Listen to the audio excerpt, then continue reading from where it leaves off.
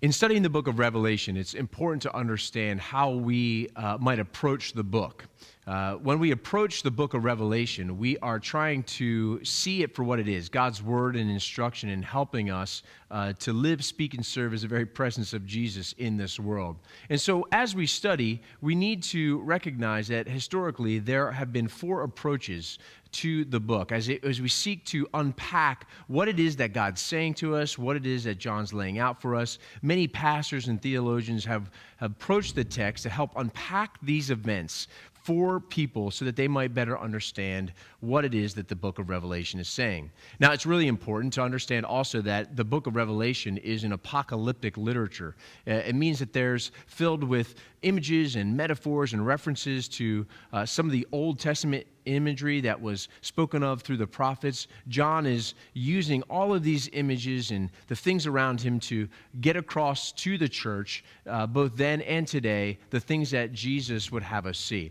And so the first approach is known as the Preterist Approach, and these approaches are centered around the timing of the second coming of Christ. And so the Preterist Approach, which is Latin from the word praeter, which means past or beyond, the Preterist believes that the second coming of Christ happened spiritually at the destruction of the temple in Jerusalem in 70 AD. And so the Preterist approaches and teaches the book of Revelation as if the second coming has already come and that the book of Revelation is simply just a commentary on the events that have happened, and therefore how we're to live from that point on is important in terms of application. The second is called the Futurist, and the Futurist approaches the text believing that the second coming of Christ is in the future. It's going to come at a future date, and that Revelation unveils the timeline of all the things leading up to the second coming of Christ.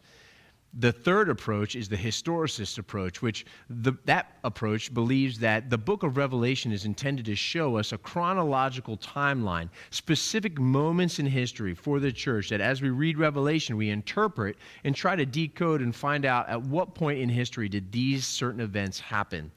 And then finally, there's the Idealist Approach. The Idealist looks at the book of Revelation and sees it as a broader picture, a map of principles of things that will recur over and over again. A general view of the history of the church, believing that the second coming will come in the future, but the book of Revelation is not meant to decode things in history, but simply just to interpret history for us so that the Christian is not surprised.